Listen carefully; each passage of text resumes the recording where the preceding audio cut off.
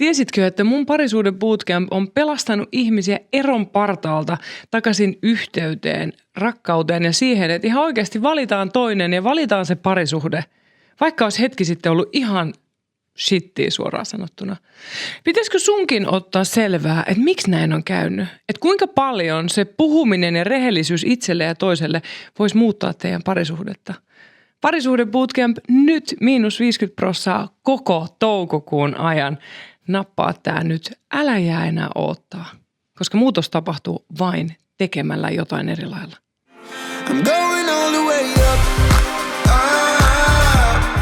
Tervetuloa Samuel. Kiitos. Mä oon jo keskustellut Susannan kanssa. Mitä kaikki te olette puhuneet? Paljon hyvää susta. No niin.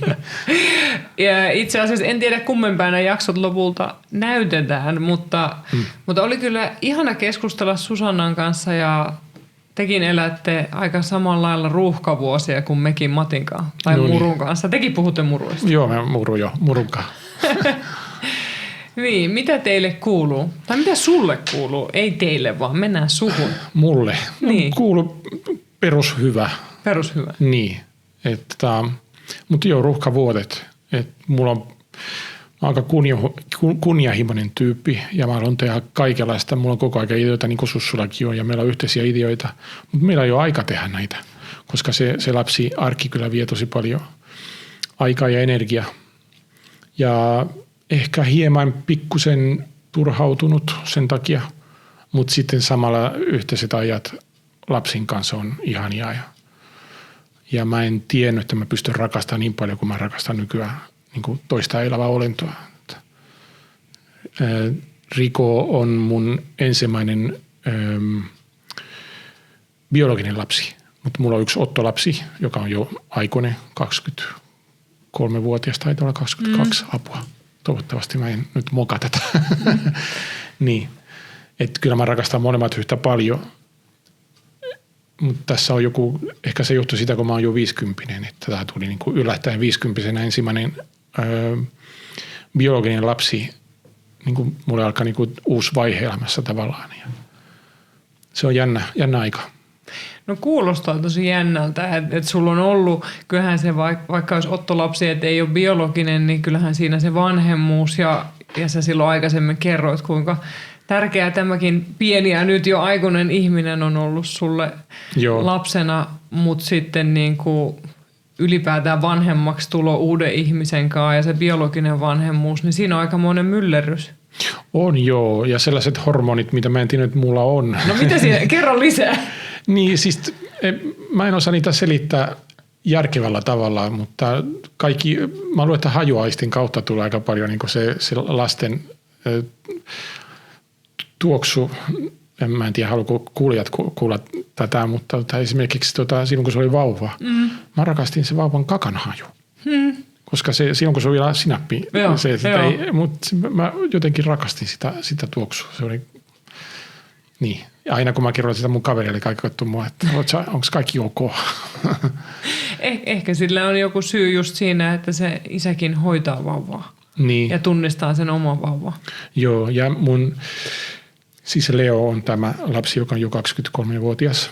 Niin meillä oli erikoinen suhde sen äidin kanssa. Me asuttu yhdessä. Okay. Eli mä kävin kerran viikossa suurin piirtein tai 2 kertaa viikossa niiden luona. Me yritettiin asua yhdessä, mutta se ei oikein toiminut. Et oli lähinnä riitoja. Ja sitten me päätettiin ehkä parempi asua eri asunnossa, mutta silti olla yhdessä ja hoitaa tätä perhettä yhdessä. Eli niin, mä en ollut niin tiivisti mukana. Niin se on eri asia olla joka päivä toisen elämässä. Niin. No miten se muutti teidän suhdetta Susannan kanssa, kun teille tuli yhteinen lapsi? Niin. Me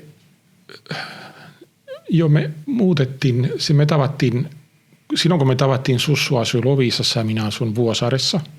Tai itse asiassa Kontulassa silloin. Ei Kontulassa, kun apua nyt mä unohdin edes missä mä asuin. Konalassa.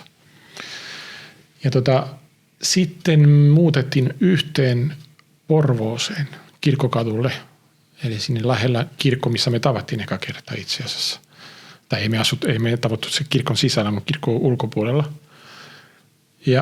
Mutta silti hän asui Loviisassa myöskin. Ja meillä oli yhteinen koti tai yhteinen tämmöinen majapaikka, mutta Sussu asui vieläkin Loviisassa. Meillä ei ollut tarkoitus muuttaa vielä yhteen, mutta silloin kun tiedettiin, että lapsi on tulossa, sitten meillä oli pakko järjestää meidän elämämme uudestaan. Ja sitten päätettiin ostaa talo Loviisasta metsässä. No, miltä se tuntui susta? Sä tulit Helsingistä. Joo. No itse asiassa silloin kun mä olin suurin piirtein 45-vuotias, mä huomasin, että mä haluan ison muutos mun elämään. Ja mulla oli sellainen ajatus, että mä haluan, silloin kun mä täytän 50, mä haluan asua maalla. Oikeasti? Joo. Eli 5 vuotta aikaisemmin oli? Joo, 5 vuotta aikaisemmin. Sitten mä tapasin Sussu. Ja sitten kaikki niin kuin alkoi jotenkin asiat rullamaan. Ja silloin kun mä täytin 50, mulla oli talo Loviisassa. Mutta tietenkin kohtalo halusi puuttua tuohon hommaan ja sitten se toi mulle myöskin muksu. Oliko tämä teidän yhteinen ihana pikkuihminen, niin oliko hän yllätys, saanko kysyä? Oli se yllätys, joo. Aika ihana yllätys elämältä, mutta... Joo, tai yllätys. Me ei käytetty minkälaista protection. Ei ollut ehkäisyä? Ei me käytetty ehkäisyä ollenkaan, että me oltiin vähän sellaisia, niin kuin mentiin flow mukaan, että jos tulee lapsi, sitten tulkoon. Mutta mulla oli kyllä eri suunnitelmia mun elämälle, että mä olisin halunnut vaan muuttaa Espanjaa jonnekin rannikolle ja rauhoittua siellä mun viimeiset vuodet. Niin sä oot Espanjasta kotosi, eikö niin? Joo, etelästä. Etelästä? Andalusiasta, joo. Okei. Okay. No siinäkin on iso niin kuin, sulla on 2 maan välillä sun sydän. Joo, silloin mä oon kaksoiskansalainen. Mun äiti on suomalainen ja mun isä on espanjalainen. Ja mä oon silti kasvanut Espanjassa. Eli mä oon käynyt kaikki koulut Espanjassa. Mutta silloin kun mä asuin Espanjassa, mua kutsuttiin suomalaisen Sami. Mä olin suomalainen Sami. Ja sitten kun mä muutin Suomeen, mä oon sitten espanjalainen Sami. Eli niin, mä oon tottunut olemaan aina se ulkomaalainen tai se ulkopuolinen jollain lailla. No, miltä se tuntuu se, että jollain tavalla kummassakaan sä et ole ihan kokonainen? Tai missä sä oot kokonainen? Niin, en mä ole missä kokonainen, ei. Se on ne molemmat. Et sen takia nyt me pyritään myöskin tavallaan pikkuhiljaa elää sillä tavalla, että me ollaan molemmissa paikassa yhtä kauan. Nyt me lähdetään taas talveksi. Me oltiin viime talvena Espanjassa ja nyt me lähdetään taas sinne viettämään pari kuukautta. Mun isä asui siellä Torroksissa, siellä rannikolla. Ja niin, mulla on, aina kun mä menen sinne Espanjaan, aina kun mä astun pois lentokoneesta, mä oon huomannut, että uusi minä astuu. No millainen se on? Se on se mun espanjalainen minä. Mä huomaan, että pelkästään se miljö ja ne tuoksut ja äänet ja kaikki. Että ai niin, tää on tää paikka. Ai niin, tää on tää. Mä muistan tää. Se mun keho muistaa.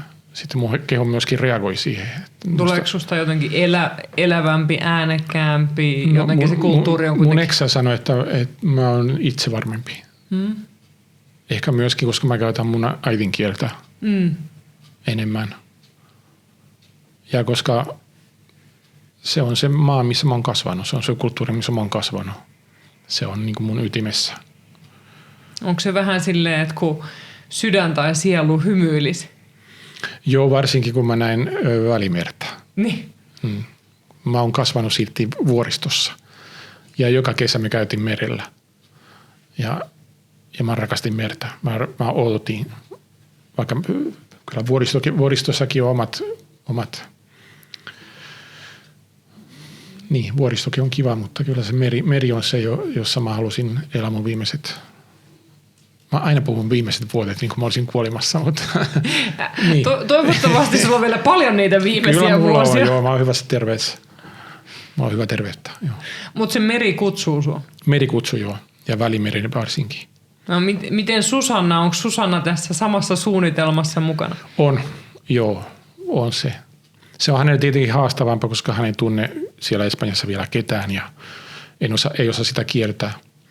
Mutta Sussakin on sanonut, että silläkin on ollut aina mielessä se, että se haluaisi asua jossain muualla. Mutta ei mä halua jättää sitten Suomen kokonaan, koska mulla on myöskin osa mun identiteettiä on tässä maassa. Niin kuin mun kieli ja ystävät ja perhe, mun äiti, mun veli, bändit. Niin, sulla on musajuttuja. Joo. Musiikki on myös lähellä sun sydäntä. Joo, se on mun happi. Happi? Joo. Okay. No miten tää happi, onko se niin kuin, Susanna kertoi tanssimisesta, niin sun happi on musiikki. Niin kerro miten, onko se ollut ihan sieltä lapsesta, teinistä lähtien? Lapsesta joo. Mun isä on muusikko myöskin. Ja mä oon kasvanut sellaisessa ilmapiirissä, että isä aina kutsui kavereita kotiin ja sitten ne soitti siellä. Ja kävin niiden keikoilla ja mun isä oli myöskin aika paljon poissa. Että se oli aina kiertueella. Joskus oli jopa puoli vuotta kiertueella. Ja nyt mä oon huomannut, että kun mä teen vähän pikkusen sama, paitsi mulla on siitä täällä päivätyöt, että mä en pysty mennä puoleksi vuodeksi mihinkään, mutta mekin mä käyn varmasti 4-6 kertaa vuodessa. Mä käyn kiertämässä Eurooppaa bändin kanssa. Minkälainen teidän bändi on? Mitä musiikkia? Mä oon musiikissa vähän pihalla. Mä en ole mikään sellainen suuri musiikkinero. Niin, no, mulla on monta bändiä, mutta se tunnetuin on ska-musiikkia, eli jamaikalaista perustuvaa. Tai siis se on ska on musiikki, joka oli ennen reggae. Niin, että jamaikalaiset halusivat soittaa R&B:tä, musta soulia. Niin, mutta ne laittoi siihen omaa sellaista niin kuin karibialaista mausteita. Ja siitä tuli sitten ska-musiikki. Okei. Ja miten sä sen oot löytänyt? Vaikea sanoa, mutta mä oon ollut aina kiinnostunut musiikista. Ihan lapsuudesta lähtien. Ja yksi mun suurin vaikutus oli sellainen bändi kuin The Clash, joka oli tämmöinen punk-bändi, joka silti myöskin käytti kaikenlaisia vaikutteita. Ja yksi niistä vaikutteista oli reggae. Ja sitten sen kautta mä löysin reggae- ja ska-musiikkia. Ja sitten yksi mun vanhimpia parhaita ystäviä täällä Suomessa, kun mä tapasin hänet, sitten meillä oli tosi paljon yhteistä ja sitten me perustettiin. Itse asiassa me ollaan soitettu 4 eri bändissä. Okei, teillä on pitkä historia. Niin, ja nykyään meillä on vieläkin 2 bändiä yhdessä. Okei. No miten tässä mä mietin, että miten sä oot pikkupoikana, sulla on ollut just se espanjalaiset juuret ja siellä on ollut se sun elämä, mutta sit sun on ollut myös suomalainen äiti ja tavallaan juuria Suomessakin, niin miltä se tuntui pikkupoikana? Me matkustettiin tosi paljon. Eli siis mä oon asunut mun ensimmäiset vuodet syntymästä siihen, että mä täytin 4 tai 5. Me asuttiin Pariisissa, me asuttiin Tukholmassa, me asuttiin Hämeenlinnassa ja sitten Granadassa. Sitten kun koulu alkoi, mun vanhemmat päättivät, että meidän on pakko asettautua johonkin. Eli sitten me jäätiin sinne Granada asumaan. Mutta mä osasin pienenä, osasin suomea ja vähän ranskaa ja vähän ruotsia, vähän espanjaa. Mutta sitten kun me jäätiin sinne Espanjaan, kaikki muut kielet lähtivät pois ja mulle jäi pelkästään Espanjaa. Okay. Ja mun äiti joutui oppimaan Espanjaa mun takia. Ja sen takia, että me jäätiin sinne asumaan. Oliko se sun kysymys? Oli. Ei mä jäin miettimään just, että se on just niin kuin isot erot kuitenkin Espanjan ja Suomen välillä, jos ajattelee lastakin, että onhan siinä niin kuin eroja, mutta tehän olette sitten ollut vielä Ranskassa ja Ruotsissakin, että siinä on tullut vielä lisää. Joo, mun isä on kasvanut Pariisissa, koska mun isot vanhemmat lähtivät karkuun Francon diktatuurista. Okay.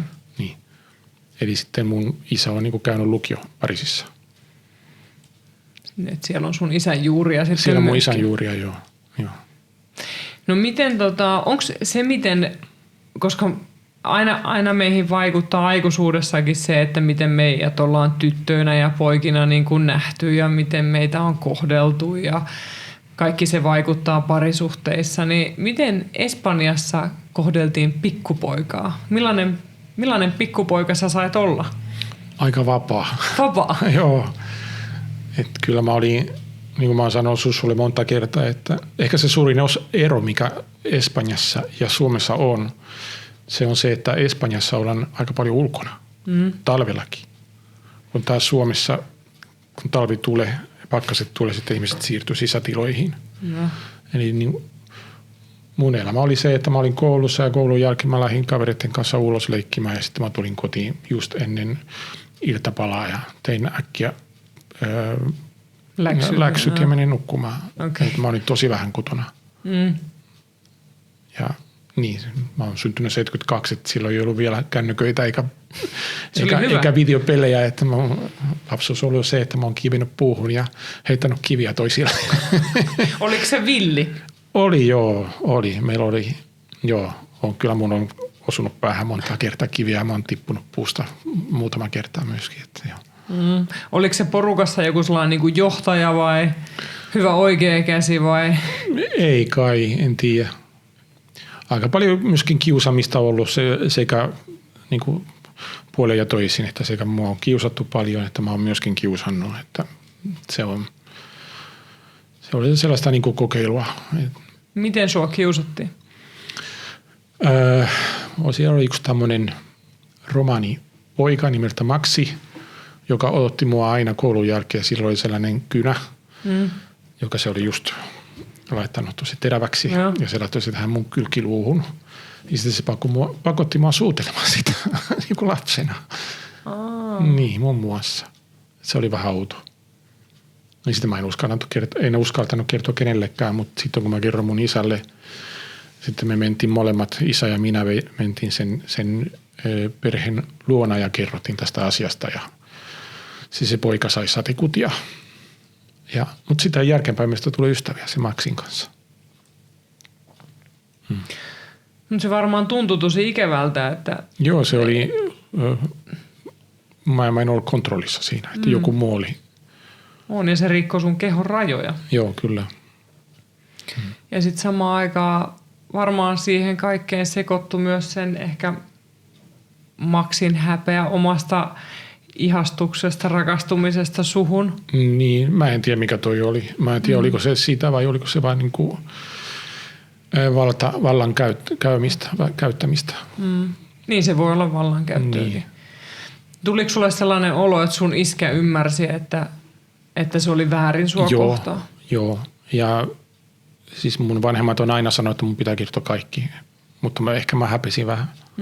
Sitä en halunnut kertoa. Oli vaikea. Sä olit tosi rohkea, että sä sait kerrottua se. Niin. Ei varmaan ollut helppo. Ei ollut helppo, ei. Ja mä vähän pelkäsin, kun isä sanoi, että nyt mennään niiden luona. Ja sitten mä pelkäsin tosi paljon, että miten niiden vanhemmat sitten reagoi. Että naurako ne mulle. Liittyykö siihen se sitten, että homouteen, niin pelkäsitkö sä, että tämä liitetään siihen, että nyt sä oot niin tykkäät pojista tai... No mä olin liian pieni ymmärtämään sitä koko asiaa. Minkä ikäisiä te olitte? Tämä oli ala-aste. No. Oliko siellä, sano vaan. Ei, siihen homouteen tuli toinen muisti. Itse asiassa ensimmäinen kerta, kun mä oon ikinä... Espanjan kulttuuri silloin varsinkin 80-luvulla oli aika suljettu. Tai yhteiskunta oli, ja homous oli tabu silloin vieläkin. Ja mä muistan eka kerta, kun mä tapasin homoseksuaalisen miehen. Mä olin varmaan teini, joku 15-vuotias. Ja silloin kun mä sain tietää, että hän on homo, mä lähdin karkumaan, lähdin juoksemaan. Miten sä lähdit karkuun? Mä lähdin juoksemaan. Me oltiin baarissa itse asiassa kahvilassa. Sitten mun kaveri sanoi, että toi on niin kuin kylän homo. Ja sitten saman tien mulle mä huomasin, että mitä se tarkoittaa, mikä toi on. Kun mulle ei ollut niin kuin asiat kerrottu niin avoimesti kuin nykyään on.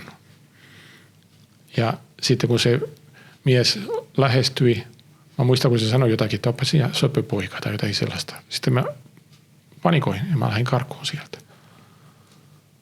Pelkäsitkö sä, että se jotenkin... Tarttuu, niin ehdottomasti sitä moni pelkäs, koska ei ollut oikeaa tietoa. Ei ollut tietoa, niin. Mutta myös se, että että jos se haluaa just suudella sua tai jotain. Jotakin sellaista outoja tunteita se herätti. Se on jännä se, mitä niinku tietämättömyys tekee ihmiselle, varsinkin lapsille ja nuorille. Todella. Ja kyllähän vaikka homoudesta ei puhuttaisi, niin lapset ja nuorethan aistii, että tästä ei saa puhua. Niin. Tai tässä on jotain väärää. Ainakin silloin. Niin. Nykyään kyllä paljon, se on tyytyväinen, että nyt ihmiset ja kaikki on nyt paljon avoimesti. Todella. Oliko sulla siellä kylässä, sä sanoit, että asuitte vuoristossa? Joo. Ja oliko sä sanoit aikaisemmin jo, että se oli aika pieni kylä? 4000 ihmistä asui siellä kylässä. Se oli tosi vuoristokylä. Okei. Eli se oli sellainen tiivis yhteisö. Joo, ja me oltiin ainoa perhe, joka ei käyty sunnuntaisin kirkossa. Et me oltiin ainoa tämmöinen pakana perhe koko kylässä. Ja mun äiti kutsuttiin vähän niin kuin noitaksi. Se oli vähän sellaista. Mutta ehkä voiko se olla myös suojellut sua vähän se, että te ette käynyt siellä kirkossa, kun ehkä monet tällaiset kirkon opit on taas seksuaalisuudelle vähän haastavia. Niin, varsinkin katolisessa kirkossa. Niin, katolisen uskonnon ja varsinkin sen vanhan katolisen uskontoon. Joo, sitä mä toivonkin. Mä oon tosi kiitollinen mun vanhemmille, että ne antoi mulle sellaista vapautta päättää itse, että mihin mä uskon ja mihin kuntaan mä kuulun.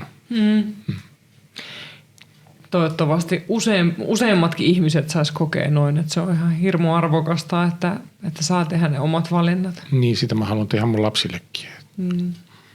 No miten, oliko teillä siellä teidän perheessä ja siellä kylässä, oliko siellä mitään seksuaalikasvatusta? Ei. Mä muistan eka kertaa, mä tulin joskus kouluun, tämä oli yläasteella, mä tulin joskus kouluun ja joku oli piirtänyt siihen blackboardiin sinne joku kuva ja siellä luki alhaalla kondomi.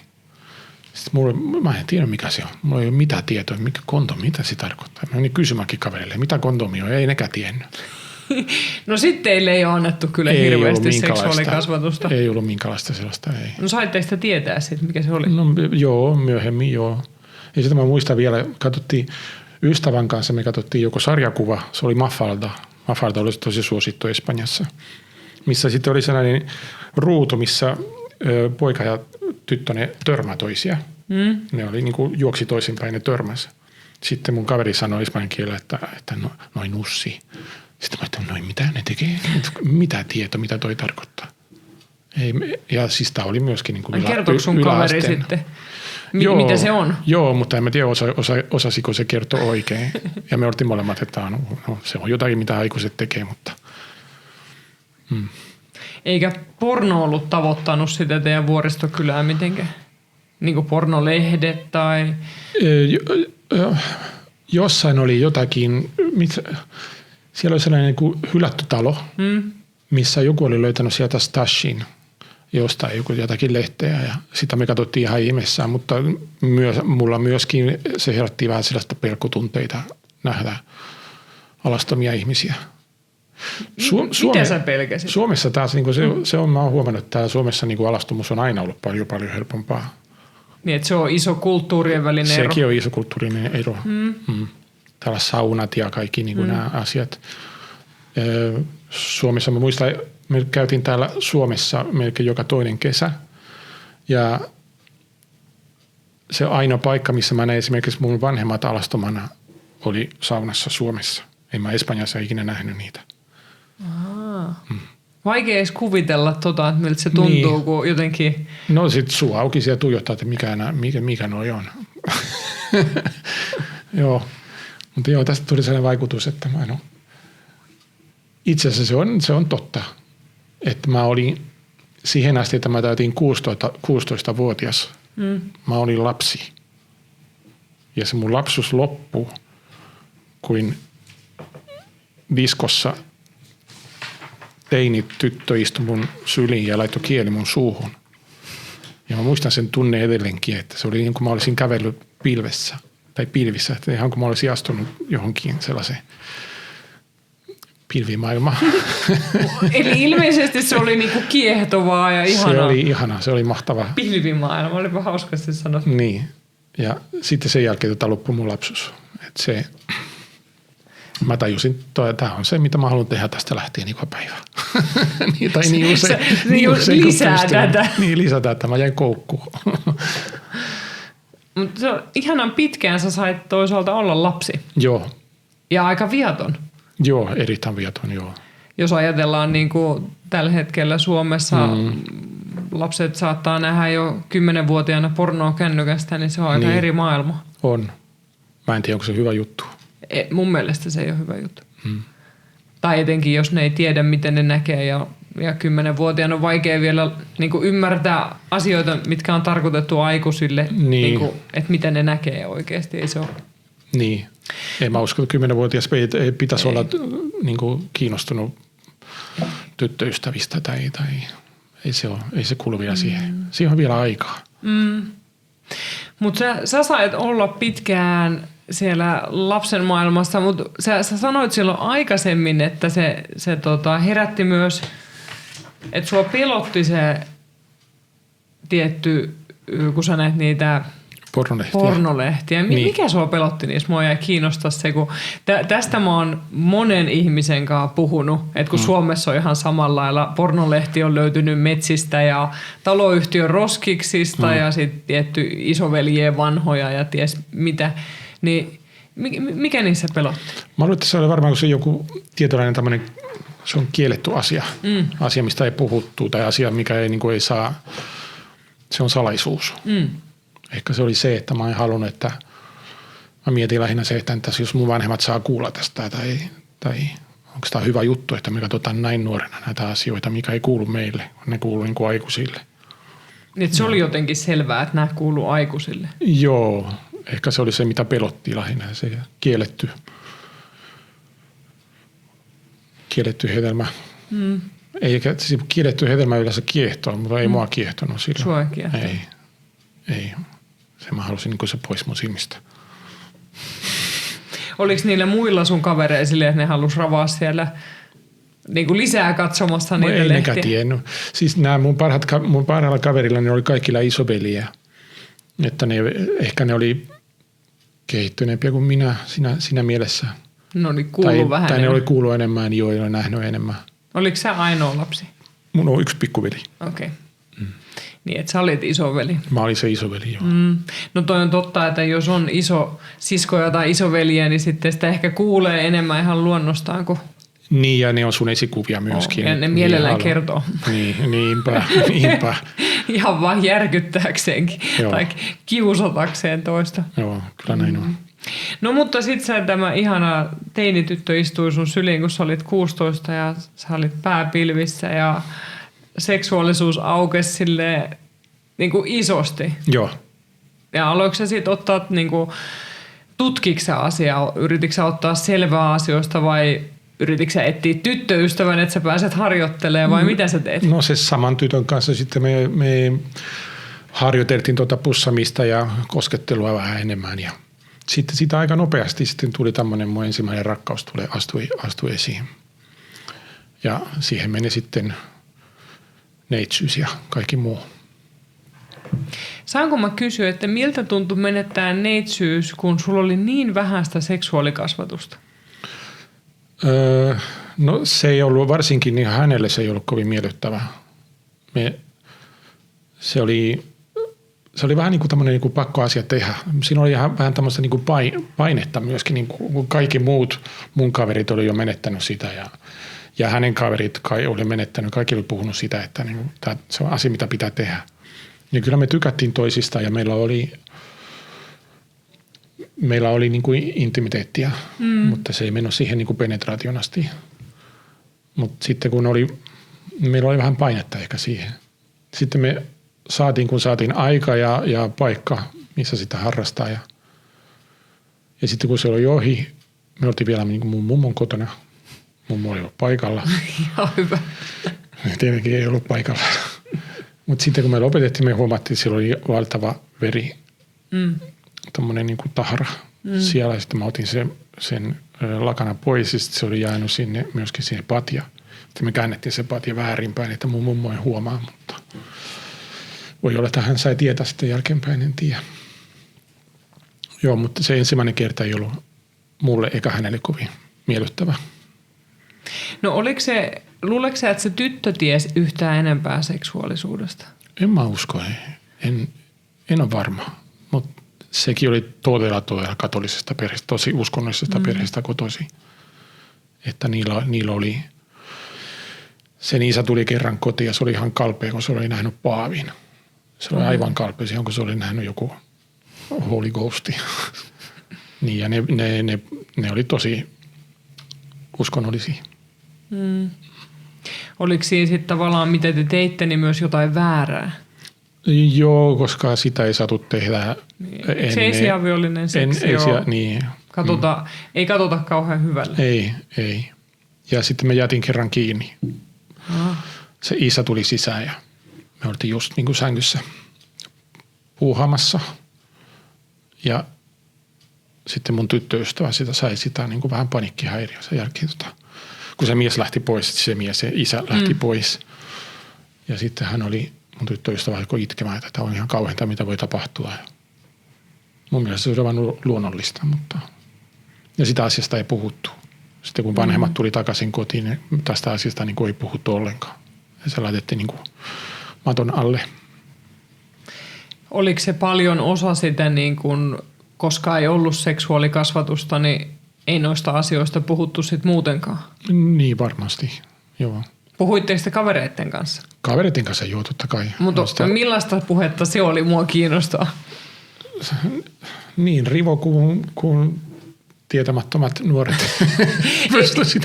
Eli vähän ylimääräistä. Niin. Että, ei ihan totta. Niin, tavallaan ei ihan totta, ei. Tuliko siitä sitten suorituspaineita? Et tavallaan kuinka hyvä rakastaja pitää olla? Joo, varmasti. Niin. Mutta kun ei siinä niinku, silloin kun me tultiin tänne, juteltiin Sussun kanssa esimerkiksi sitä, että niinku orgasmista. Esimerkiksi mä en tiennyt, mulla ei ollut mitään hajua, miten tyydyttää naista. Mä en edes tiennyt, että pitää tyydyttää naista, että ei pitää, mutta siis, että se on mahdollista. Et meille miehelle tai pojille, kun se niin orgasmi on helppo, se on yhtä helppo kuin erektio. Se on se, että heti kun erektio kosketat vähän pippeliä, sitä se tulee. Kun meille se on tosi helppo, mutta sitten me just juteltiin Sussun kanssa tämän matkalla tänne, että hänellä esimerkiksi oli niin kuin nuorena tosi vaikea saada orgasmia. Mutta se johtuu varmasti siitä, että kun pojat ei tiedä, että se on vaikea. Niin, ja että se on erilaista. Ja erilaista, niin. Sehän, mä ymmärsin, että teilläkään ei sit aina ole kauhean vaikeaa, että Susanna saa orgasmin, niin tavallaan just se, että pojat ei, eikä tytötkään. Jos ei ole seksuaalikasvatusta, niin ei ole tietoa, ja aika harva on saanut tietoa nautinnosta, naisen nautinnosta, ja kuinka erilaista se on kuin miehen nautinto. Ja toisaalta välillä aika samanlaistakin. Mutta miten koskettaa, miten itse koskettaa, Joo. miten puhua niin. siitä, mitä haluaa. Niin. Mutta sitä mä oon oppinut paljon enemmän Suomessa kuin Espanjassa. Niin. Mutta mä luulen, että mitä mä oon kuullut ja mitä mä oon lukenut, että Espanjassa on tapahtunut tosi iso muutos tässä niin kuin 20 vuoden sisällä. Kiitos varmasti internettiin ja tähän globalisaatioon. Mutta silloin kun mä muutin Suomen 92 ja Espanja oli vähän vielä niin kuin herättämässä siitä, kun Franco kuoli vuonna 1975, olisiko se ollut. Ja sitten silloin tuli demokratia, tuli Espanjaa ja siinä oli tosi pitkä siirtymä siitä niin kuin vahvasti katolisesta, moraalisesta diktatuurista siihen niin kuin vähän liberaalimpi demokratia. Ja joo, sitten kun mä tulin tänne Suomeen, sitten se oli paljon helpompi jotenkin niin kuin olla naisten kanssa ja puhua naisten kanssa ja oppi naisten seksuaalisuudesta. Miten se sun, se just kun sä olit kasvanut sen lapsuuden ja nuoruuden Espanjassa, niin miten se näyttäytyi siinä, niin kuin, miltä susta tuntui tavallaan olla suomalaisten miesten rinnalla? Tuntuuko ne ihan, niin kuin, miten mä sanoisin, se kulttuuri on kuitenkin vähän erilainen, että miten tuodaan se oma miehuus esiin tai miten isketään naisia. Tai... Niin, no mä en ole aika huono iskevän naisia. Mä oon vähän ujo, vähän introvertti. Paitsi Espanjassa. Niin, nykyään joo. Mulla jäi mieleen tuo, kun sä sanoit siinä alussa, että Espanjassa sä oot itse varmempi. Joo, mutta niin, silloin vähän nuorempana se oli, en osaa sanoa. Mutta siis mä en ole ikinä osannut iskeä. Mä en ole ikinä ollut sellainen niin kuin aggressiivinen, miten sanotaan, naisten mies. Ja Espanjassa se menee aika vahvasti, ainakin meni silloin vahvasti niin, että mies oli se, joka piti tehdä se ensi askel. Mies oli se, jos me oltiin diskossa, miehet piti mennä pyytämään tyttö tanssimaan tai jotakin sellaista, että ei tytöt ikinä tullut pyytämään miestä. Mutta taas täällä Suomessa se oli toisinpäin, että mua pyydettiin ulos. Ja se oli musta tosi kiva ja vapauttava. Niin, että se sopi sulle. Se sopi mulle erittäin hyvin, joo. Oliko se Espanjassa sit silloin nuorena jopa ahdistavaa, että olisi pitänyt Niin, se oli sellaista painetta. Ja aika usein mä sain rukkaset myöskin. Ja sitten siitä tuli vähän sellainen, että no en mä sitten yrittäkään. Mutta Suomessa sitten naiset tuli. Joo, se oli paljon helpompi. No, mutta miten sitten Suomessa? Suomessa sä olit jo sitten, yli... 20, niin. Oliko sulla täällä sitten, alkoi olla erilaisia suhteita ja sä sanoit, että sä opit naisen nautinnosta? Ja... Joo, täällä oli mun seksuaalisuuden kasvatus alkoi täällä 20-vuotiaana, sanotaan niin. Miten ne suomalaiset naiset opetti? Varmasti se, että mitä heitä kosketellaan ja miten heitä kohdataan. Mä olin silti, vaikka mä en kasvanut katolisessa perheessä, mutta mä kasvoin tosi suljetussa katolisessa kylässä ja yhteiskunnassa. Ja siitä oli vähän vaikea tulla ulos jotenkin sitä kuoresta tai sitä, näistä tabuista. Mutta joo.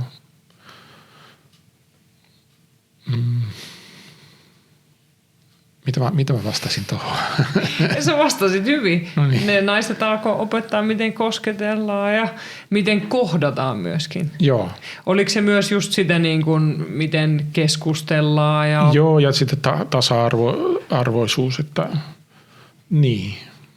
Sitä, että olla molemmat samalla aaltopituudella, että ei ole näitä valtapeliä. Vaikka ainahan sitten, kun suhteet kehittyy, siinä aina jotenkin tulee näitä valtapeliä kehiin. Mitä mä yritän edelleenkään, niin kuin ja Sussukin. Ja Sussun kanssa meillä on nyt tällä hetkellä niin kuin ehkä tasapainoisin suhde, missä mä oon ikinä ollut tässä niin kuin valtapelipelissä. Mikä on tehnyt sitten teidän suhteesta niin kuin tasapainoisemman kuin sun aikaisemmat suhteet? No ehkä se on se, että Sussu tykkää tosi paljon puhua. Mä oon ymmärtänyt, että se on ollut välillä sulle, sä oot joutunut Susannakin kanssa opettelemaan uutta. Joo, mä en ole tottunut tähän, että pitää analysoida suhteita. Mutta ehkä se johtuu sitäkin, että kun mä oon asunut yksin monta vuotta ennen kuin mä tapasin Sussua, mä oon asunut yksin 20 vuotta. Niin pitkä pätkä. Joo. No, edellisessä suhteessa me yritettiin asua yhdessä, mutta se ei toiminut. Sitten mä muutin erikseen ja siitä lähtien mä oon asunut yksiössä tai kaksiossa. Ja niin, oli vähän sellaista, meillä oli erikoinen suhde, koska me ei nähty niin usein ja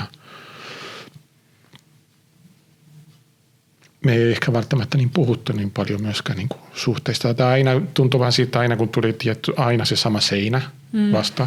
Millaisessa tilanteessa se tuli se seinä? Oota, kun mä yritän muistaa. Ehkä se oli silloin, kun joku puhui omasta tyytymättömyydestä siihen suhteeseen.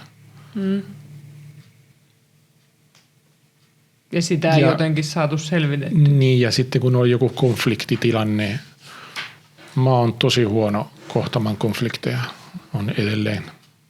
Että mä menen lukkoon. Ja sitten kun tuli just tämä seinä tuli vastaan, sitten sitä seinää ei osattu purkaa. Sitten aina törmättiin siihen saman seinään. Sitähän se, ja me oltiin 15 vuotta yhdessä, mutta se seinä aina oli siellä. Sitten loppujen lopuksi tuntui vähän siitä, että me ei osattu myöskään, se oli sellainen kehä, mistä me ei osattu tulla pois. Sitten me kokeiltiin avata meidän suhdetta ja sen jälkeen kun me avattiin suhdetta, sitten hän aika nopeasti rakastui toiseen ja se rakastui itse asiassa naiseen. Ne on vieläkin yhdessä itse asiassa. Särkikö se sun sydämen vai oliko se toisaalta se suhde jo aika loppu siinä vaiheessa? Mä odotin sitä, että se oli vähän tämmöinen niin pakohengitys. Onko se pakohengitys? Tekohengitys, se suhde avaamisen. Pakohengitys kyllä on aika kuvaileva. Niin, se sopii siihen. Niin se oli vähän sellainen tekohengitys. Niin kuin aika usein se tuntuu olevan, niin kuin, että jos avataan suhdetta niin kuin suhteen loppupuolella. Vaikka ei se aina ole niin. Kyllä mä tiedän monet ihmiset, jotka asuu avoimessa suhteessa, jolla menee hyvin. Ja se toimi heille. Mutta jollain tavalla ehkä se oli teillekin hyvä. Joo, se oli hyvä, joo. Vaikka tietenkin se särkee. Sä sanoit, että sä oot ollut huono kohtaamaan konflikteja ja selvittämään niitä ja ehkä vähän huono puhumaan. Mitä sä et ehkä niin hirveästi siellä lapsuudessa harjoitellut? En. Niin enääkään näistä vaikeista aiheista, joo. Mutta nyt Susannan kanssa tilanne on ollut toisin, kuin Susanna on halunnut puhua. Susanna puhuu, joo. Ja mä luulen, että kun Susanna myöskin hän kävi terapiaa monta vuotta sen jälkeen, kun se isä kuoli.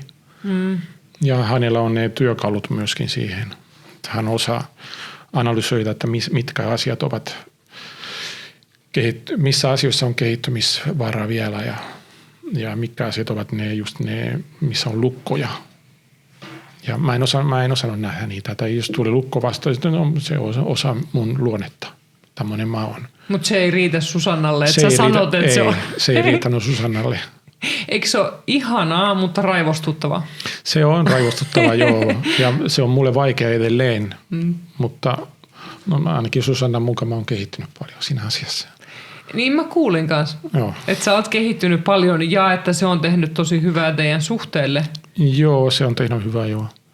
Meillä oli vähän jossain vaiheessa sellainen vähän tommoinen, mä luulen, että se johtui tästä ruuhkavuosista, että me mentiin molemmat vähän niin kuin omaan kuplaan. Sitten meillä ei ollut tämmöinen yhteinen kupla, ei ollut. Tai se alkoi olla vähän sellaista, niin kuin sanotaan, että pitää olla 2 pilaria, että pitää tätä temppeli yllä, mutta me oltiin tosi kaukana toisista. Mutta joo, tietenkin pilarit pitää olla silti kaukana, tai ei kaukana toisista, että pilarit pitää olla erikseen. Me ollaan itsenäisiä ihmisiä, mutta sitten me pitää yhdessä sitä niin kuin taloa pystyssä. Niin se kuulostaa nyt siltä, että te kuulette toisenne taas. Että mitä siellä toisen kuplassa tapahtuu. Joo, kiitos sulle.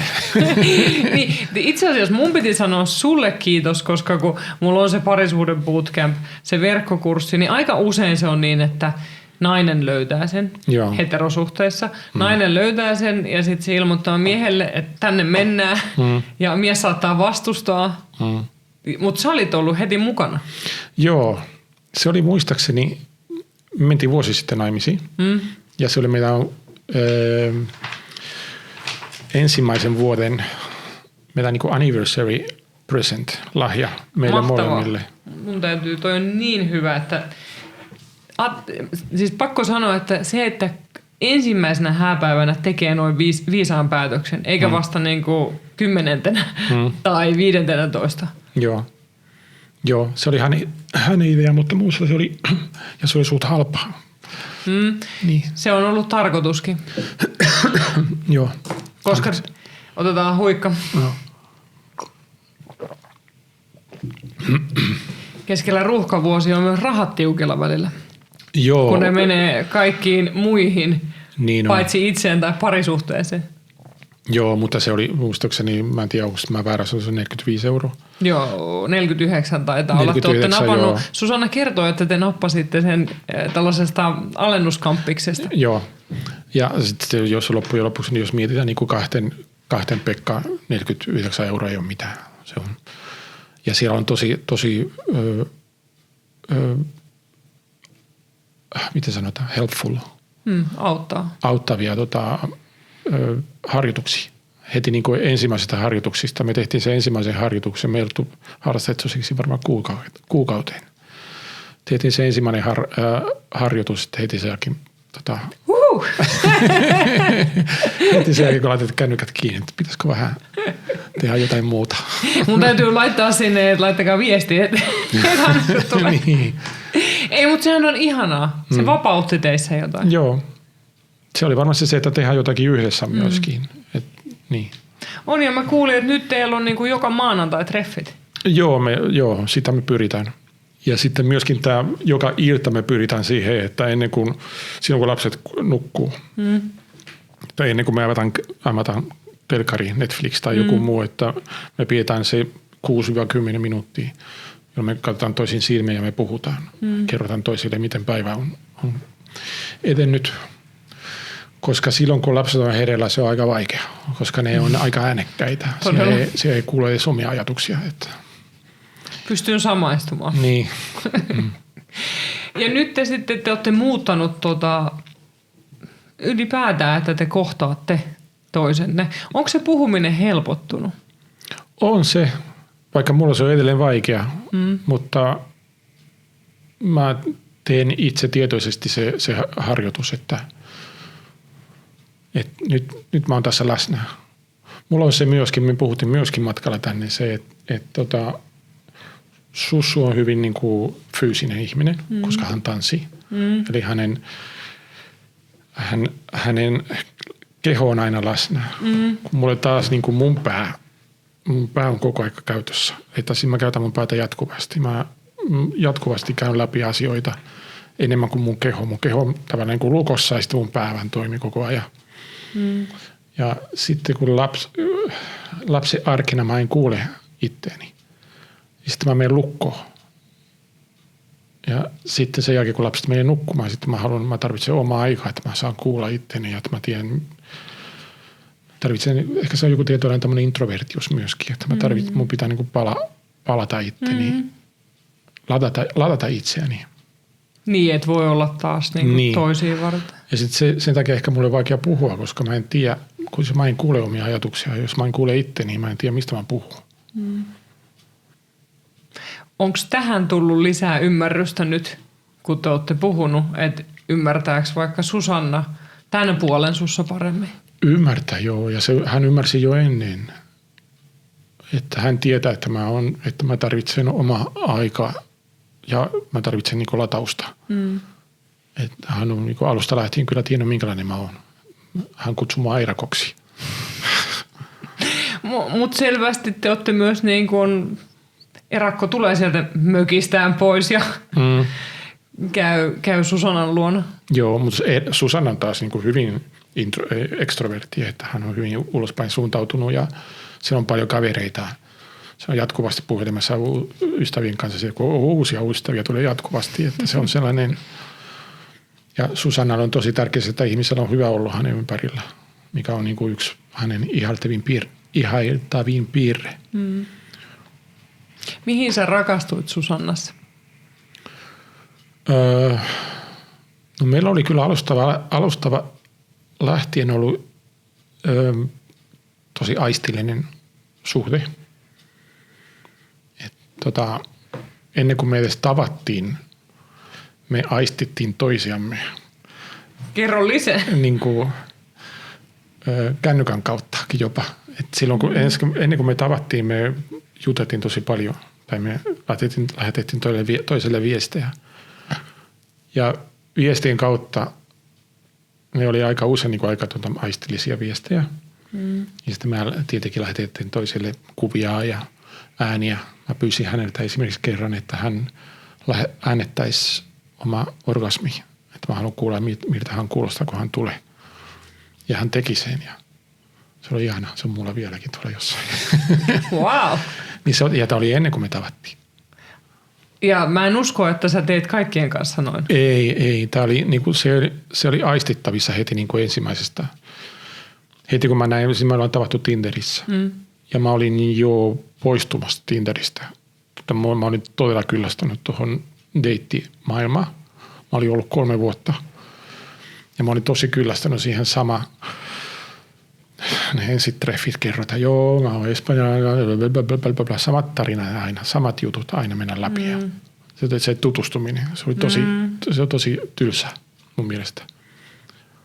Ja sitten aina tuli joku seinä vasta tai joku, että tämä ei kehity tästä enempää, mihinkään suuntaan enempää. Ja sitten taas aloitetaan alusta joku toisen kanssa. Mutta sitten kun mä näin Susun kuva Tinderistä, niin siinä oli jotakin uutta. Ja sitten kun me alettiin juttelemaan, siinä niinku, en mä tiedä, onko Sussu puhunut tästä, mutta muistan jossain vaiheessa, kun Sussu sanoi, että mä en tiedä mikä tässä on, mutta minkä takia mä oon ihan märkä. Sitten mä sanoin, että voi olla sen takia, että mua seisoo. Ja sitten tämä oli niinku tämmöinen niinku viestin kautta. Että molemmat oli kiihottuneita omassa päässä. Niin, valtava veto. Niin, ja me pystyttiin niinku aistia sitä kännykän kautta, mikä on aika jännä juttu. Ja sitten kun me tavattiin eka kerta, me tavattiin siellä Porvossa ja me oltiin ehkä kävelty 10 minuuttia ja sitten me alettiin suutelemaan. Ja se tuntui oikealta. Ja sitten me mentiin meille, vaikka kaikki hänen kaverit oli sanonut, että älä todellakaan mene sen kotiin. Mutta jos Sussu tuli mun kotiin ja tietenkin harrastettiin seksiä ja hän sai orgasmiin ytynnässä. Ja hän sanoi, mä en ole varma, oliko se ensimmäisiä kertoja, kun hänellä oli käynyt niin. Eli se lataus oli tosi voimakas. Ja niin, sitähän se oli siihen asti, että meidän lapsi syntyi. Tai siihen asti, että mä sain tietää, että hän on raskana. Sitten tapahtui jotakin muuttui siinä. Mitä siinä muuttui? Ainakin minussa henkilökohtaisesti tuli vähän sellainen, se konkretisoitu se, että se ei ollut enää niin kuin, seksi ei ollut enää niin kuin, se ei ollut enää se nautinnon, että se ei ole niin kuin sitä varten, että me etsitään nautintoa. Yhtäkkiä se syy, minkä takia me oltiin harrastettu seksi, oli se, että mä siitän häntä. Ja hänen keho ei ollut enää minun seksilelu tavallaan. Sitten yhtäkkiä se on niin kuin toisen ihmisen kasvattamisen. Ja sitten yhtäkkiä mulle ainakin henkilökohtaisesti tuli sellainen, että seksi ei ollut enää niin tärkeää. Se niin kuin astui taaksepäin, että nyt on muita asioita tärkeämpiä kuin se seksi. Alkoiko se sellainen niin kuin sen perheen perustaminen ja se turvallisen, niin kuin, tai sen niin kuin kodin rakentaminen? Kodin rakentaminen, turvan ja se, että onko meillä tarpeeksi rahaa ja onko meillä niin kuin lämmin koti ja kuiva koti. Ja riittävän iso auto. Niin, tarpeeksi auto tai 2. niin, totta. Joo. Mutta se muutti teidän parisuhteen sitä niin kuin dynamiikkaa tavallaan. Joo, myöskin sitten kun Riko syntyi, sitten niin kuin, kun jos rinnat oli ollut mulle sellainen niin kuin seksisymboli, tai niin se symboloi mulle niin kuin, sitä nautintoa. Sitten yhtäkkiä mä katsoin, että ei se ole enää, nyt se on niin kuin se lapsen ruokaväline. tai sama kuin pimppi esimerkiksi. Se on niin kuin enemmän sitä varten, että se lapsi tulee sieltä ulos. Et jotenkin nämä merkitykset muuttuivat.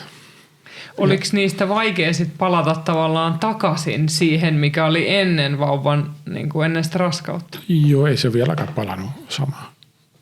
Ei se vieläkään sama. Et siinä on tullut tosi iso muutos. Onko se enemmän niin kuin täällä mielessä? Voi olla. Sussu sanoi, että mulla on aika paljon näitä tarinoita, mitä mä, en mä keksi, mutta että mä elän niiden tarinoiden mukaan. Ja että sä uskot niitä, että ne tarinat on tosia, vaikka ne ei ole. Niin, välttämättä ei ole. Niin. Totuus on muokattavissa. Niin, samalla lailla kuin se oli Susannan rinnat nautintoa varten ja sua varten siinä alussa. Sitten ne oli tuossa välissä vauvaan varten, mutta eihän ne varmaan enää ole. Ei ole enää, ei. Sun täytyy ottaa ne takaisin haltuun. Mun pitää ottaa Jos Susanna, mä luulen, että Susanna antaa sulle siihen luvan. Kyllä on antanut jo. Ehkä tossa on se niin kuin paikka laajentaa sitä omaa niin kuin tietoisuutta naisen seksuaalisuudesta, että siihen mahtuu se äitiys ja siihen mahtuu se nainen siltikin siinä rinnalla. Joo, kyllä se näin on. Ja siitä varmasti jää sullekin. Joo. Sun täytyy vaan ottaa se. Niin. Joo. Mun pitää myöskin, mä oon jo 50. Ja mä luulen, että tässä on myöskin joku hormonaalinen taso myöskin. Että mä luulen, että mun testosteroni taso ei ole niin vahva kuin mikä se oli joskus 10 vuotta sitten. Onko se muutos myös tullut tähän just viimeisen 5 vuoden väliin? Joo, sit mä huomaan se varsinkin nyt sit sen jälkeen, kun Riko syntyi, että siinä on joku, mä en osaa selittää mikä se juttu on, mutta... Onko se hoitanut paljon Rikoa? Joo, sit mä teen etänä aika paljon töitä, että kyllä mä oon kotona joka ilta. Sitä, kun Riko tuli sieltä tarhasta, kyllä mä oon aika paljon Rikon kanssa ja siis Sussu tekee iltaisin töitä. Sehän tiedetään, että miehille, mitkä hoitaa enemmän lapsia, niin niillä saattaa sen takia jo testosteronit olla, etenkin silloin kun vauva on pieni, niin alempana. Mutta mä en tiedä, vaikuttaako se enää tuossa vaiheessa niin paljon. Niin, en tiedä. Mutta ikäkin varmaan myöskin vaikuttaa. Varmaan jonkun verran. Mutta kyllä mä luulen, että siihen vaikuttaa myös se sellainen luvananto itselle. Joo. Että niin kuin sä sanoit, niin kyllähän se oli iso muutos, mitä sä kävit mielessäsi läpi sun ja Susannan välisestä niin kuin seksielämästä, että miten sä näit Susannan ennen raskautta ja sen jälkeen. Ja miten mieltä sä oot, että luuleeko sä, että tuohon on vaikuttanut, että tässä se katolinen kulttuuri vähän tuli sieltä? Toi kuulostaa meinaa mun korvaan vähän katolisen kulttuuriajatuksilta. Niin voi olla. Voi olla, että siinä on paljon asioita, mistä mä en ole tavallaan tietoinen. Mikä varmasti puhuu sieltä, että missä mä oon kasvanut. Vaikka niin kuin mun vanhemmat ei todellakaan ollut katolisia.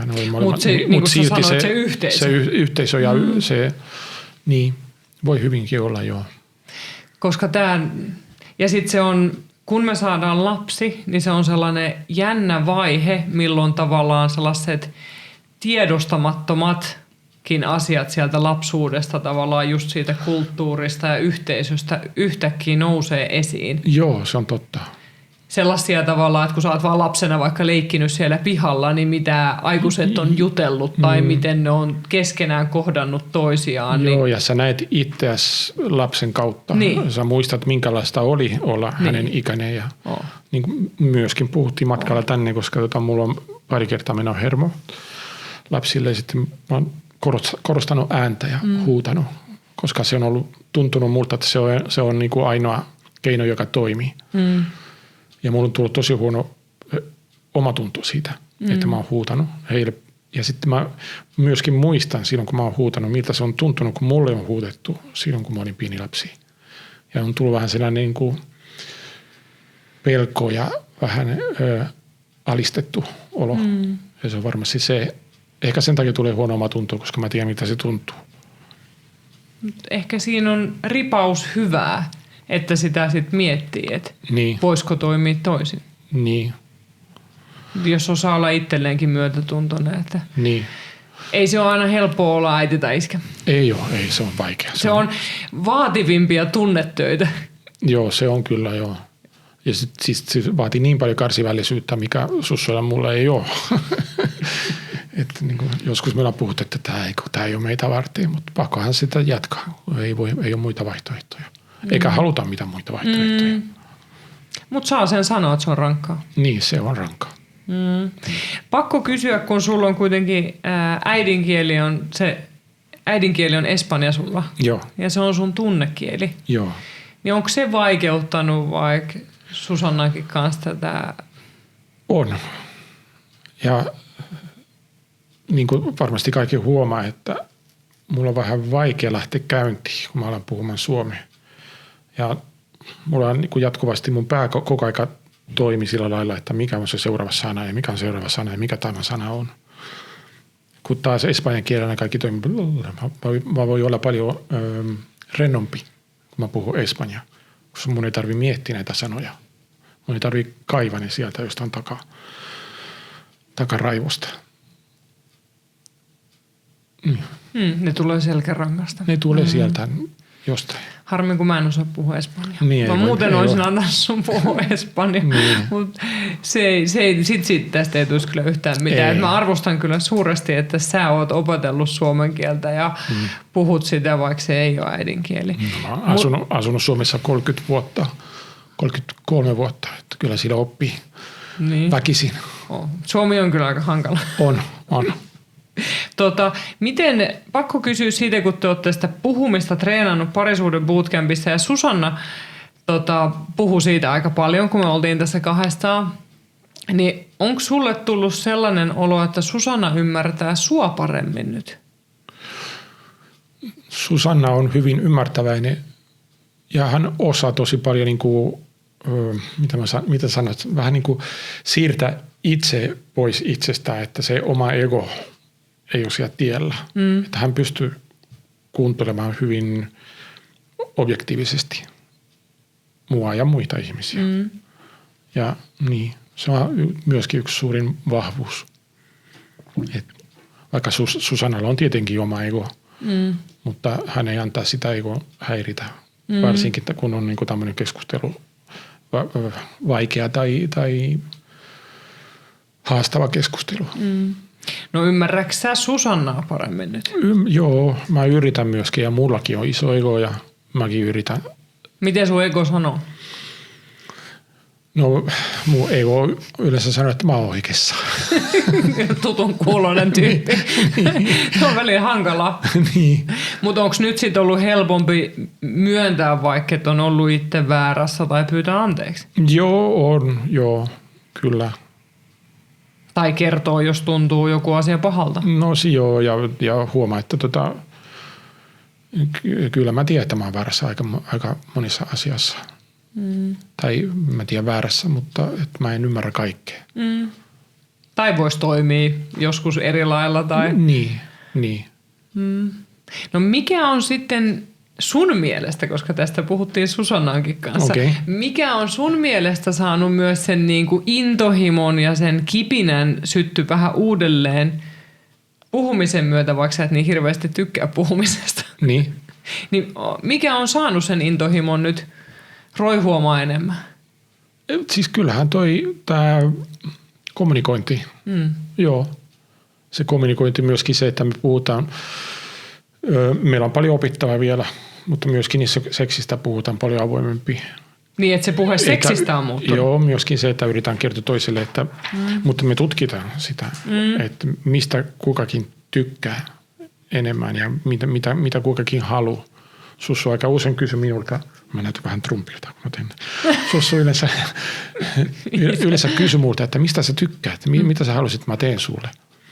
Ja mä en tiedä. Onko se yllättävää, että sulta miehenä kysytään tollaista? Joo, kun mä en tiedä. Mä tykkään, että mua kosketellaan. Mutta en mä tiedä, mistä muusta asioista mä tykkään. Hyvä Susanna. Niin. Tai Sussu. Niin. Mutta Sussu on paljon helppo, että Sussu tietää, vaikka hänelläkin on paljon niin kuin asioita, mitä hän tutkii ja haluaa tutkia ja haluaa niin kuin kehittää. Mutta hän on paljon avoimempi näissä asioissa kuin minä. Mutta mä luulen, että tähän vaikuttaa niinku monella miehellä se, että kun sä sanoit just, että kun miehellä seisoo, niin sit aika helposti saa orgasmin. Mut se tekee myös sen, että sä et tutki sitä, että mitä kaikkea se seksuaalisuus on, koska se orgasmin saaminen on niin helppoa. Niin, ja sitten miehellä se on yleensä niin, että kun se on ohi, sitten se on ohi. Niin. Vaikka tiesitkö, tai tästä on ehkä teille uusi puheenaihe sulle ja sussulle, mutta mieshän voi saada orgasmin ilman siemensyöksyä ja sittenhän sä voit jatkaa paljon pidempään. Joo, mä kuulun jotakin tosta, joo. Kohta sä alat treenaa. Mä Niin. voisin kuvitella, Siis että Susanna on seuraavaksi, että tässä niinku olisi tällainen treeniohjelma. Tantra-harjoituksissa esimerkiksi, joo. On, ja se on niin kuin lantiopohjalihaksista, että niitä alkaa hallita, niin sit pystyy niin kuin saamaan. No, mutta mä oon huomannut itsekin, että ei mulle se orgasmi ei ole välttämättä se niin kuin seksin kivoin tai tärkein osa. Että kyllä tuo esileikki on mulle paljon kivempi esimerkiksi. Että, koska silloin kun penetraatio alkaa tai toiminta, niin sitten mun omassa päässä ainakin, että no kohta tämä sitten on ohi. Tämä tarkoittaa sitä, että tämä on se vaihe, tämä on niin kuin loppuvaihe. Niin, se on se loppupää. Ehkä se esileikki-sanakin on vähän väärä. Niin, leikki. Niin, voisiko sekin olla seksiä? Niin. Tavallaan, No se on niin. Että se ei ole vaan se yhdynnästähän on tehty sellainen, tai penetraatiosta, että tämä on seksiä. Se on se seksi, niin aivan. Mutta sitten tämä muu on silleen, no sinne päin. Niin. Yksi sellainen homomies sanoi kerran mulle, että kyllä teidän kaikkien heteroiden pitäisi ottaa mallia meistä. Me voidaan niinku runkaa vuoron perään, eikä molempia tarvitse laueta, ja että teillä on aina se hirveä paniikki siitä niinku penetraatiosta. Niin. Ja orgasmistakin myöskin, että ei se tarvitse aina niinku päättyä orgasmiin. On. Tai molempien, että se voi olla myös kiusottelu tai mitä ikinä. Niin. Tai sen mukaan kumpi on nyt minäkin iltana kuinka väsynyt. Joo, mutta meillä mä oon myöskin huomannut se, kun tässä ruuhkavuodessa meillä tulee niinku aika harvoin näitä ikkunoita, että no niin nyt meillä on puoli tuntia aikaa. Sitten se menee vähän sellaiseksi, että meillä on tietty aika, milloin pitää niinku tulla se orgasmi. Sitten pitää. Niin, tavallaan niin. Ja siitä tulee vähän tuommoinen pikkusen mekaanisempi. Se, että ei ole ehkä niin syvä yhteys toisiin, että se on lähinnä se, että sä jeesat mua, mä jeesan sua. Ja sekin on ihan ok. Mutta ehkä molemmat kaipaa myöskin sellaista yhteyttä. Yhteyttä ja varmaan vähän enemmän just aikaa. Niin, aika joo. Aikaa saa se upota seksikuplaan, mikä teillä on ollut silloin aluksi. Silloin viimeksi puhuttiin, että olisi niin ihana viettää se yksi päivä, että herää aamulla ja voi vaikka kattosarjaa tai jotakin maata yhdessä ja sitten välillä harrastaa seksiä, sitten syö pizzaa ja mennä takaisin sänky taas harrastamaan seksiä, niin kuin me tehtiin joskus. Mutta ei se ole enää mahdollista, paitsi jos lapset laitetaan johonkin laitokseen yhdeksi päiväksi. Huomaatko, että sulla on ihan silmät tuikkiin, kun sä aloit puhua tuosta niin sun ja Susanan tällaista kotipäivästä? Niin, se molemmat kaipaa sitä. Tiedätkö, teidän täytyisi kyllä jotenkin yrittää järkkää toi, kun Sussukin puhui tuosta ihan samasta. Niin. Ehkä se on niin kuin joulupukilta, nyt täytyy tilata. Joo, se olisi ihana. Pizzalla ja seksillä höystetty aikuisten päivä. Ehkä Ukilla on nyt, me lähdetään nyt Espanja taas, nyt me lähdetään joulukuun lopussa. Meillä on siellä pari kuukautta. Siellä on Ukki. Sitten me voidaan niin laittaa lapset Ukille. Ihanaa. Te olette kyllä ansainnut sen. 9 päiväksi. No pelkästään jos saa edes sen päivän. Että voi viedä lapset ja palaa takaisin sänkyyn. Niin. Ja sitten olla siellä vaikka iltaa asti ja sitten hakee. Joo, ja mä oon huomannut, että mä oon enemmän ehkä aamuihminen siinä mielessä. Että mun teki meille enemmän seksiä aamulla kuin iltasi. Illalla mä vähän väsyttää. Mä haluan vaan katsoa telkkaria. Rentoutuu, joo. Eri lailla rentoutuu. Joo, aivot narikkaa. No, mutta toi täytyy sitten, ootas mä painan tosta. Loppuko aika? Ei vielä, meillä on 15 minsaa sääntö mulle varoituksen. Okei. ei loppunut aika. Ja mulla on onneksi viimeinen kysymys sulle. Noniin. Koska sullakin on elämänkokemusta jo takana, mutta jotenkin susta aistii, miten sä puhut sussusta ja miten sussu puhuu susta, että te olette tosi erityisiä toisillenne. Niin mikä on tehnyt sussusta sun elämän naisen? Vau. Sussu on se ihminen, ketä mä oon odottanut koko elämäni. Että hänessä on sekä aistillisuutta että taiteellisuutta, intoa, herkyttä. Hän on suht tasapainoinen ihminen sekä henkisesti että fyysisesti. Se on, 50-vuotiaana mä menin naimisiin eka kertaa elämässäni. Että mä luulin, että se on tässä. Että toivottavasti se on tässä, mä koputan puuta. Että mä luulen, että kyllä me ollaan niin kuin loppuelämä tavalla tai toisella niin kuin yhdessä. Olipa kauniisti sanottu. Ehkä me lopetetaan tähän, koska mä en voi enää sanoa mitään parempaa ja mä toivon, että te luuppaatte tätä siitä Sussun kanssa yhdessä ja muistatte sen, kuinka paljon teillä on rakkautta, koska tänään mä oon saanut nähdä sen tässä, kun mä oon kuunnellut, kun te puhutte toisistanne. Kiitos Samuel. Kiitos sulle.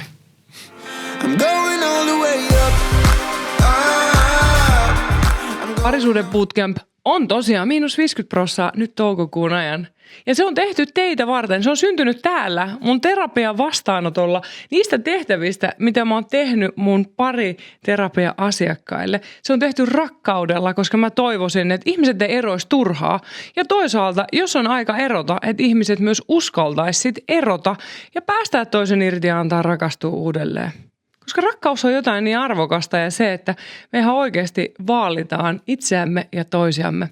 Nappaa nyt parisuuden bootcamp toukokuun ajan 49,50 eli puoleen hintaa.